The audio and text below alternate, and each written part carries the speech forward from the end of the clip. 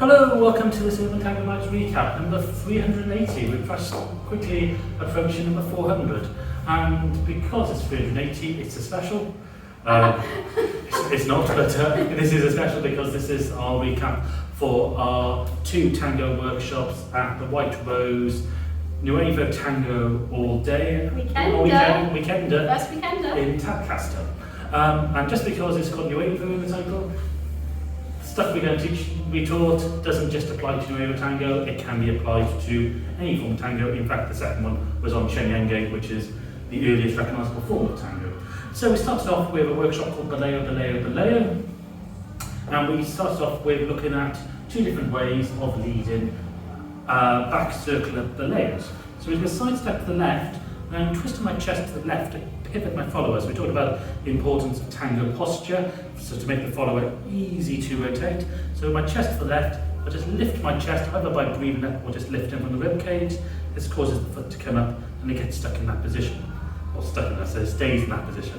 If I reverse my motion, just dropping the chest and coming back down, it comes back down again, rotate and up, and there it is. So that's one form of back circular boleo. The next one was more using a rebound of the chest. So from this I was taking a side step to the left, twisting my chest to the left and then quickly coming back to the right. So the important thing is not just how quick the chest is moving, it can be quite slow, but it's more that rebounding action. So you're sending the leg and you're withdrawing the chest back, so like a whip. And this causes the follower's free leg, which should be loose from the knee and the hip, to take that momentum, whip up and come underneath the arm. Both these are very safe boleos because the leg is under the under the open side of the embrace, so there's no danger of kicking. We did talk about low boleos as well. We haven't talked about how dangerous those are because you leave a heel pointing down the line of dance. We then looked at linear boleos by doing a side step to the left, and then instead of twisting the chest, I'm going to generate that chest movement by stepping around my follower and sinking in, which sends her away. So if we do it from the other direction, there's a side step. You can see she's coming away from me, so it's almost like a colgado. We should also say we did this on all of these on the other side, on the dark side of the embrace as well. Because for that, we started then to use this to generate a full colgado.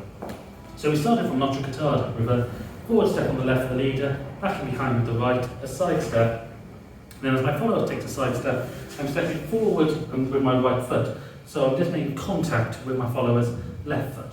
I'm then going to lead my linear boleo by sending her back and sinking the chest down, which causes her to sink away. So in this colgado position, which means I can put my feet together with her in a way, and we're in the colgado with her in boleo. If we're in a sandwich, I'll take my right foot and my left.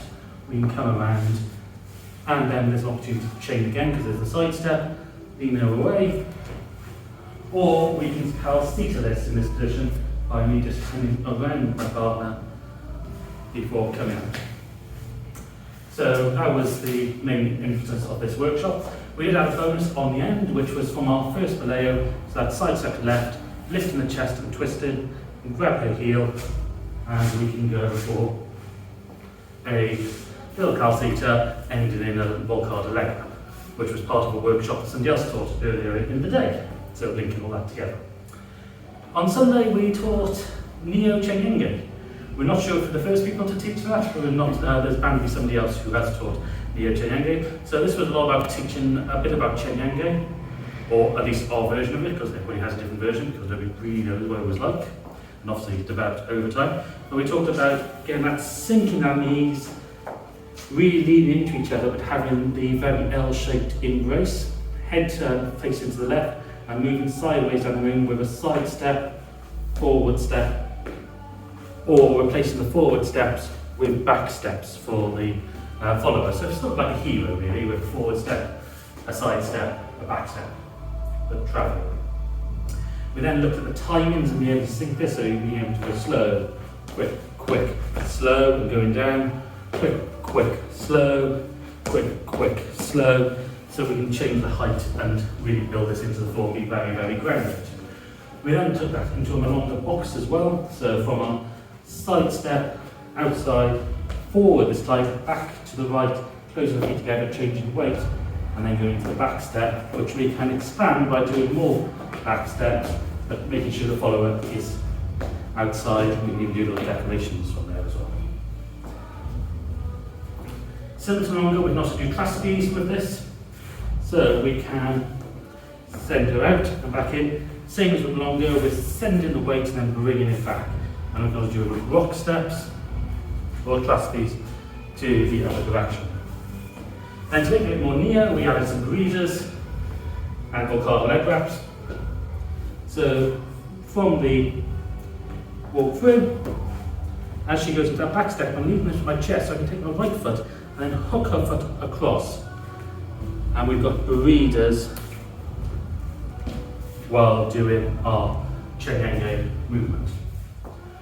Then, if we've got her into this position, I can hook her back round, get a leg hook on the other side. So if we do this from the other side, let's take this around. Good from my position for my burrito. There is all cardboard style leg hook. And for those who want to see us again in Tag Castle, we'll come up later in the year and we'll be teaching volcadas with that volcada walk we're actually showing in the workshop.